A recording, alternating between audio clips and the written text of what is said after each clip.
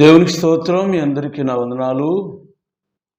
క్రీస్తునందు ప్రియ సహోదరి సహోదరులరా, శ్రేష్టమైన మరి యొక్క యోహాను సువార్త ధ్యానాలకు ఆయన సమయం ఇచ్చినందుకు ఆయనకే మనం కృతజ్ఞతాస్తుతులు చెల్లించాలి. దేవునికి స్తోత్రం.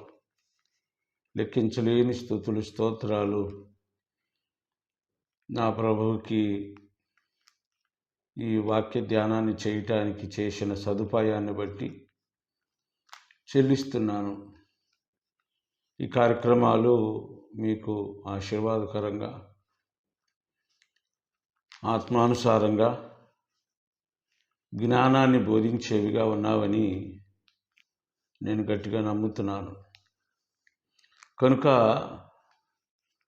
ఈ వాక్యం విందాం. ఈ సేవలో పాలు పొందటానికి అనేక మందికి ఈ యోహాను సువార్త ధ్యానాలను మనం షేర్ చేద్దాం, తెలిసిన వారికి చెబుదాం. ఎందుకంటే భయంకరమైన రోజులు ఇవి. ప్రభువుని, ప్రభు సంఘాలని, ప్రభు సువార్తని సోదరులరా చాలా భయంకరంగా పచ్చిబూతులతో మన ప్రభువుని, సంఘాన్ని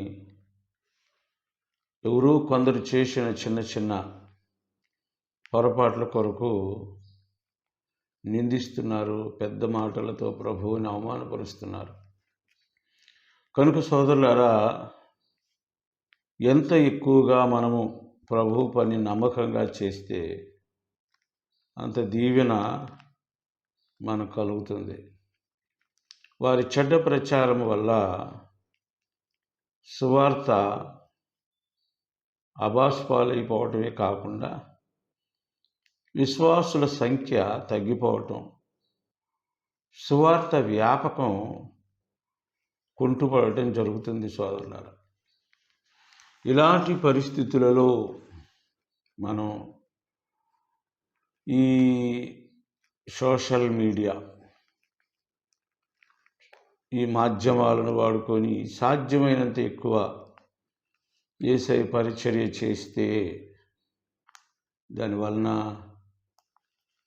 దేవుని పరిచర్య చేసిన వారు అవుతాము, దేవుని చిత్తాన్ని కూడా నెరవేర్చిన వారు అవుతామని నేను మీకు సవినయముగా విన్నవించుకుంటున్నాను. మంచిది. యోహాను సువార్తలో చాలా భాగాలను మేబీ 7 కానీ 8 కానీ ఎపిసోడ్లను చేశాం. This is another one out of many verses. Still lot of verses remained to meditate from this 11th chapter. సాధ్యమైన ఎక్కువ విషయాలు ఈ అధ్యాయాలు మనం తెలుసుకోవటానికి ప్రయత్నం చేద్దాం. దాదాపుగా 57 వచనాలు యోహాను సువార్తలో ఉండడం మనం గమనిస్తున్నాం. 11 అధ్యాయం. మంచిది. యేసయ్య లాజరు సమాధి దగ్గరకు వచ్చి ఆయన కన్నీళ్లు పెట్టాడు, మూలిగాడు, చాలా చాలా విషయాలు ఆయన ప్రియులైన వారితో మాట్లాడాడు. సోదరులారా, ఇక చివరి ఘట్టానికి వచ్చింది సందర్భం. The main thing was there to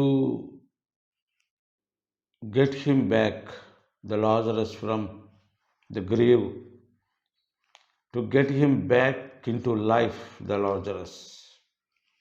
లాజరుని సజీవులుగా చేయటమే తరువాయి ఘట్టం సోదరులారా.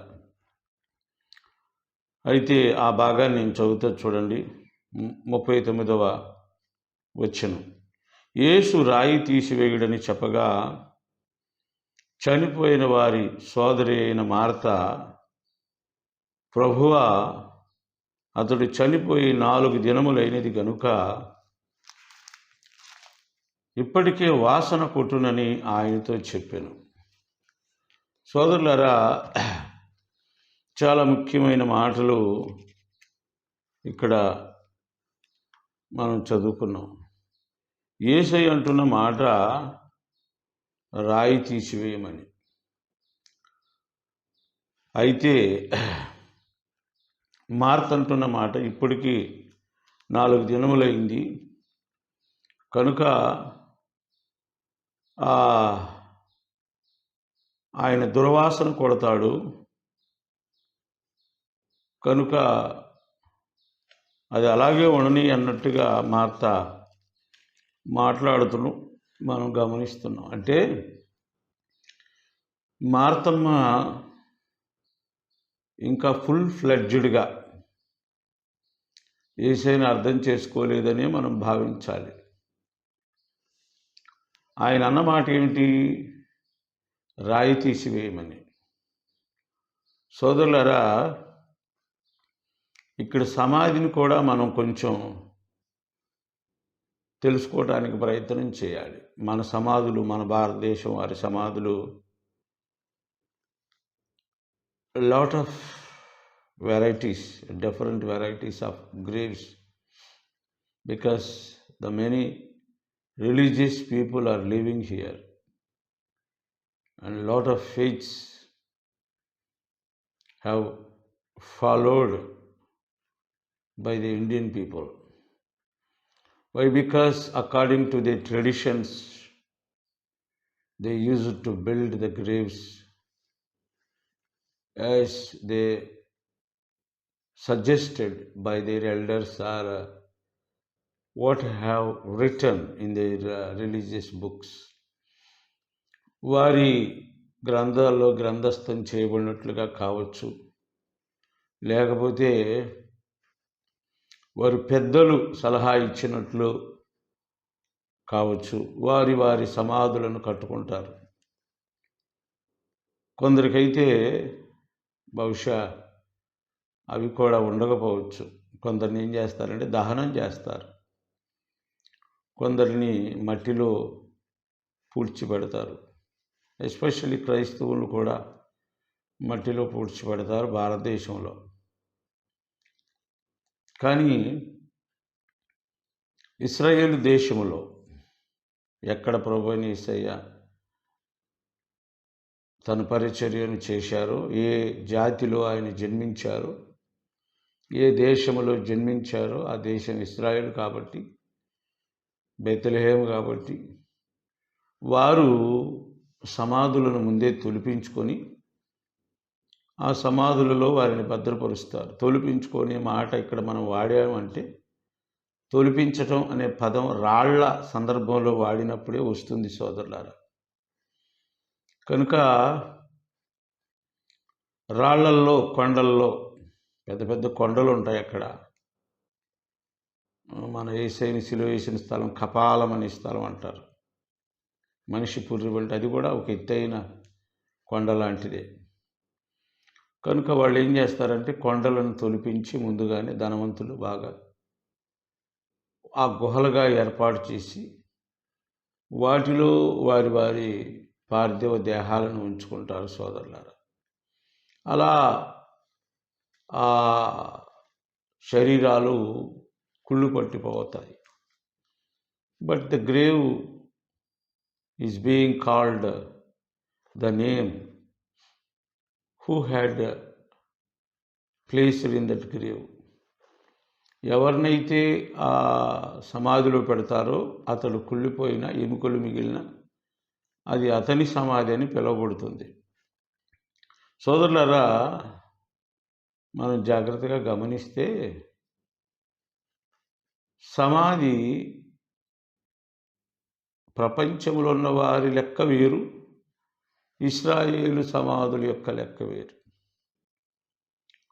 రాళ్లలో తొలిపిస్తారు. అయితే లాజరు సమాధి ఎలాంటిది? రాయి పొర్లించమని యేసయ్య అన్నారు కదా, ఎలాంటిది? సోదరులారా, లాజరు సమాధి భూమి కింద ఉన్న ఒక గుహలో ఏర్పాటు చేసుకున్నాడు ఆయన ఉండంగానే. అది వారికి ముందే సిద్ధం చేసి పెట్టుకుంటారు వాళ్ళు. ఎందుకు ఇలా జరిగింది వాళ్ళ విషయంలో అంటే, ఇది అబ్రహాము చూపించిన దారి. వారి నమ్మకం ఏమిటంటే సోదరులారా, ఆరంభం నుండి మేము ఒక ప్రత్యేక జాతి మనుషులము, జీవులము. We are the people of God, the real God, God's people. మేము నిజమైన దేవుని పిల్లలము. ప్రపంచంలో ఉన్న మనుషులందరూ నిజమైన దేవుని పిల్లలు కారని వారి నమ్మకం. వారు తిరిగి లేస్తారనే నమ్మకం కూడా వారికి బలంగా ఉంది. అందువల్ల బ్రతికున్నప్పుడు వారు ఎంత విలువగా బ్రతుకుతారో, విలువగా వారిని వారు చూసుకుంటారు, విలువగా వారిని వారు ఎలా భావించుకుంటారో, చనిపోయిన తరువాత కూడా వారి దేహాలను అంత విలువగానే భద్రపరుస్తారు. కారణం ఏమిటంటే వారు తిరిగి లేస్తారనే నమ్మకం. ఇశ్రాయేల్లో ఒక వాడుక ఉంది. ఎలాంటి వాడుక అది అంటే,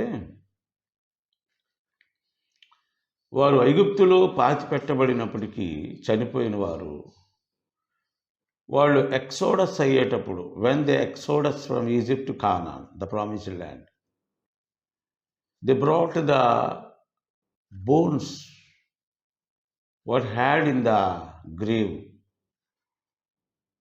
who were their forefathers. ఎవరైతే వారి పితరులు చనిపోయారో వారి యొక్క ఎముకలను ఏ సమాధులైతే భద్రపరిచారో వారి ఎముకలను బహు జాగ్రత్తగా వారి వాగ్దాన దేశాన్ని తీసుకొచ్చినట్లుగా మనం చూడగలం. అయితే ఇంత అంటే ఇవన్నీ ఎందుకు జరిగినాయి అంటే, this is all the result of conversation between God and Abraham. అబ్రహాముతో ఆయనకున్న సంభాషణ, వాగ్దానంతో కూడిన విషయాలు, నమ్మకం. లేకపోతే విడిచిపెట్టి వచ్చేస్తారు. నేను సేవ చేసే ప్రదేశాలు కొన్ని గమనించాను, ఇప్పుడు కానీ పూర్వం కానీ. మనం ఎవరినైనా ప్రభువునందు నిద్రించిన వారిని సమాధి చేయటానికి వెళ్ళినప్పుడు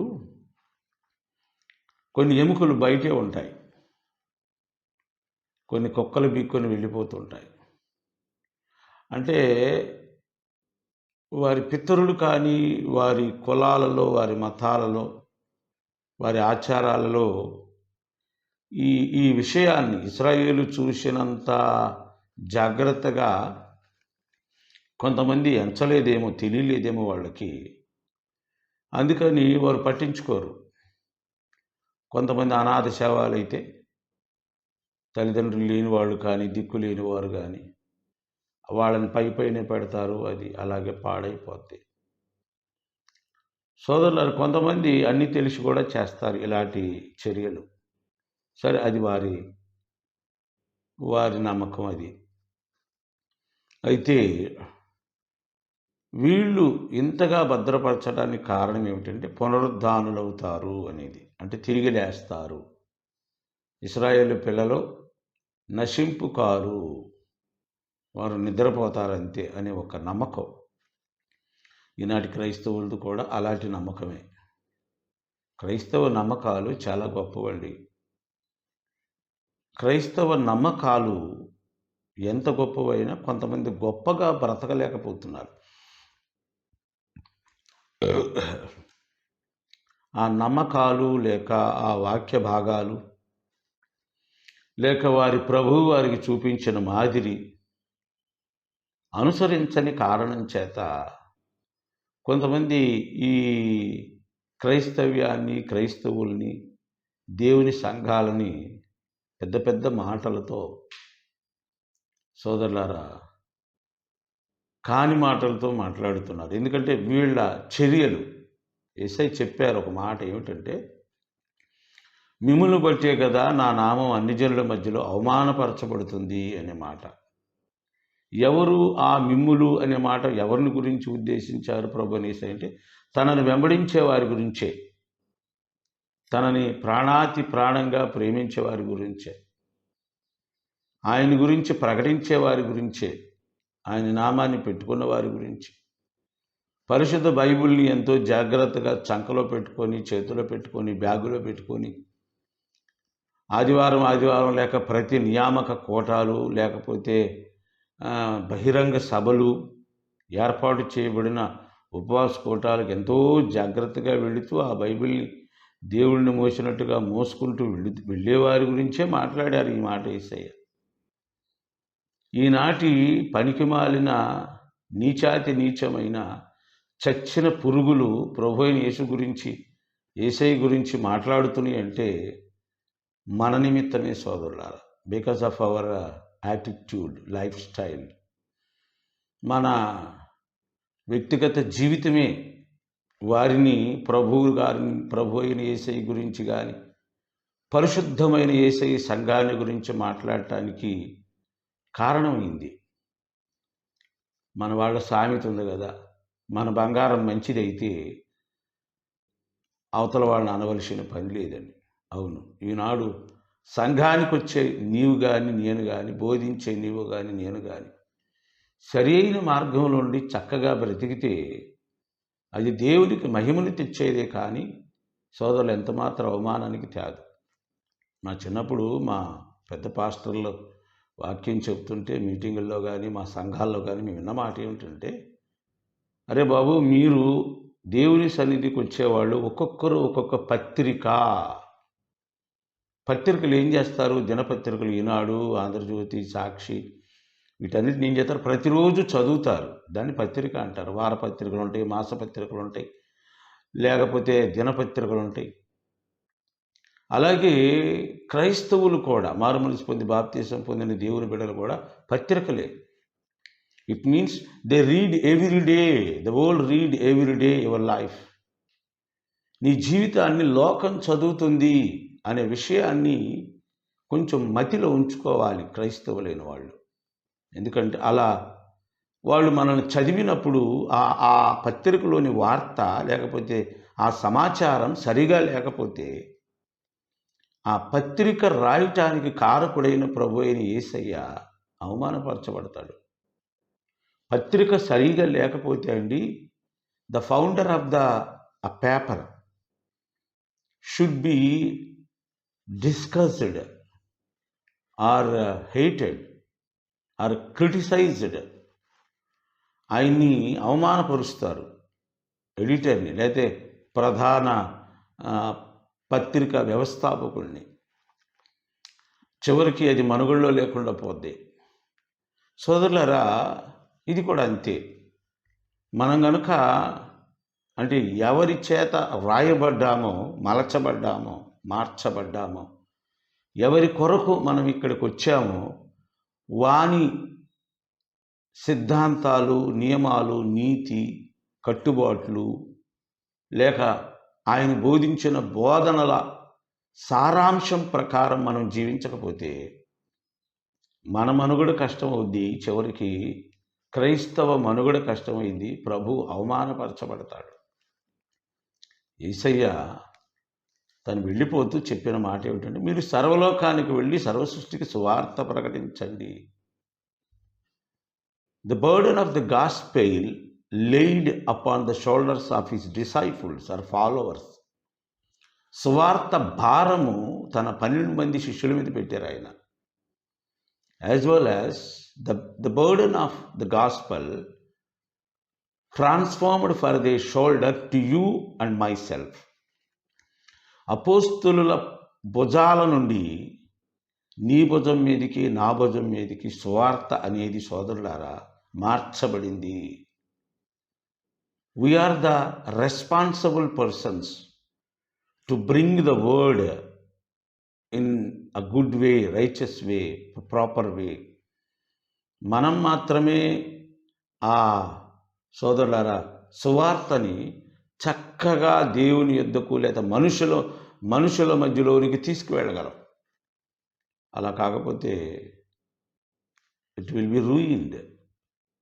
బై అవర్ ఎఫర్ట్స్ మన సోదరులరా ప్రయత్నాలు వృధా అయిపోతాయి. కనుక క్రీస్తునందు ప్రియ సోదరి సోదరులారా,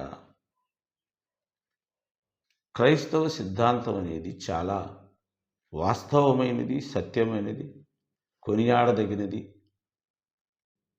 ఇట్ ఈస్ బీయింగ్ లెజిటిమేట్, న్యాయబద్ధమైనది సోదరులారా. ఎవరో ఒకళ్ళిద్దరు ద్వారా ఇది మాసిపోయే అవకాశం లేదు, లేకపోతే మరుగున పడే అవకాశం లేదు. దేవునికి తెలుసు ఏ సమయంలో ఎవరిని ఆయన ఎన్నుకొని దీన్ని ముందుకు తీసుకెళ్లాలో ఆయనకు బాగా తెలుసు.